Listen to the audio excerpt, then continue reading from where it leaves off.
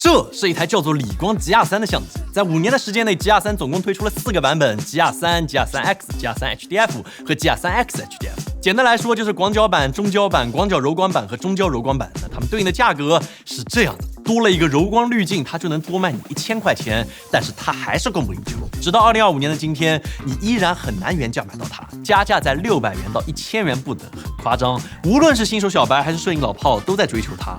那我们就很想看看这台用过都说好的理光 GR3。到底是一个噱头和智商税，还是它真的有一些独特的魔法？我们自费买来了所有的 GR3 系列，跟你一起来看看它到底有什么高明之处。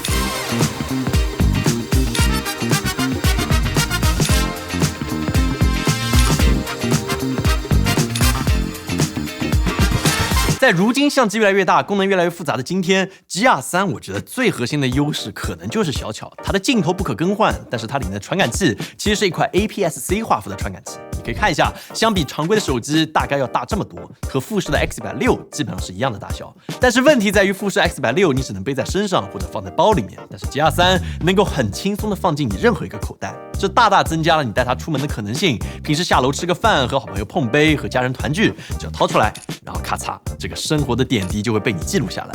那这确实是一台非常适合记录生活的相机。如果说拍 Vlog 有一定的门槛，那用 GR3 来拍照片，我觉得真的是一个更简单的选择，只要这样就可以拍。但是有人就会问出问题，我为什么不用一台手机来拍我想要的照片呢？那这就是我觉得 GR3 的另外一个小的优势，就是它快。从关机状态到拍一张照片 ，GR3 只需要0.8秒左右，这比 iPhone 16 Pro 还要更快。前期确定好焦点距离之后 ，GR3 在你完全按下快门键的时候，就会自动触发它的快拍功能，省去了对焦的过程。这对于记录一些转瞬即逝的时刻会非常重要。拍到远比拍好更重要，这是它的目的。相比手机 APS-C 画幅的 GR3 的画质，理论上比手机也要好上不少。那讲到这里，你是不是觉得哇，我的天呐 ，Tim 你夸它夸的真不错，我好想去立刻买一台。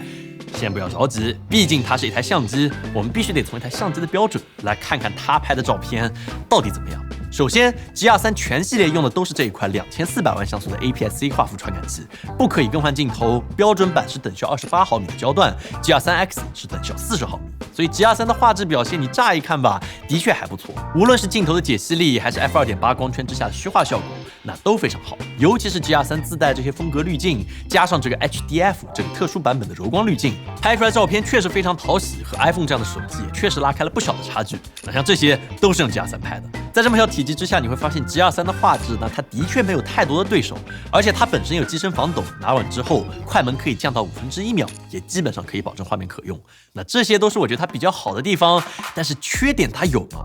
有，而且真的不少。首先是对焦，我的结论是它真的挺快的，但是它真的不够聪明。在日常拍摄之中，一旦物体复杂一些，它经常会对不上主体，只有人物正对镜头，真的就是正对的镜头，和拍证件照一样，人脸识别才会激活，哪怕有一点点遮挡，转一点点头，它就不认识了。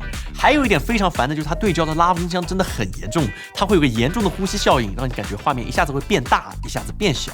那 GR3 这块电池是我个人觉得最大的问题，它非常不够用。日常拍摄我建议准备2到3块电池，如果你要用它拍视频的话，怎么说？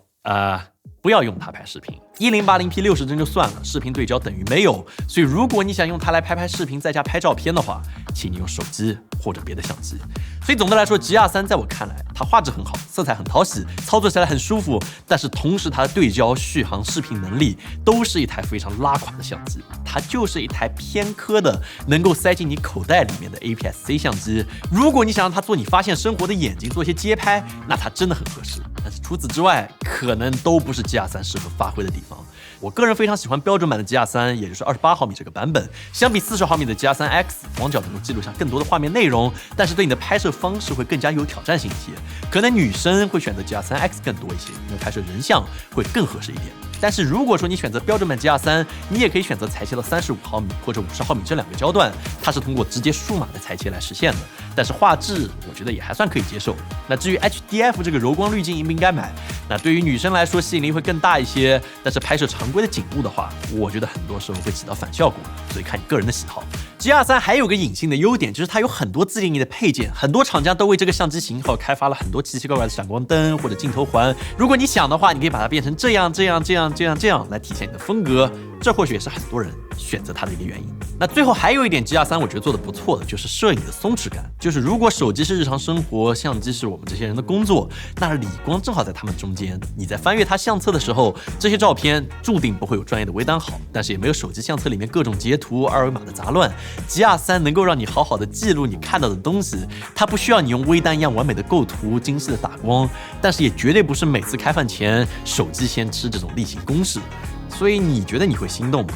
这台 GR3，我个人的观点就是，如果不加价的话，它有它的独特性，但是当前这个加价的风气，请你三思。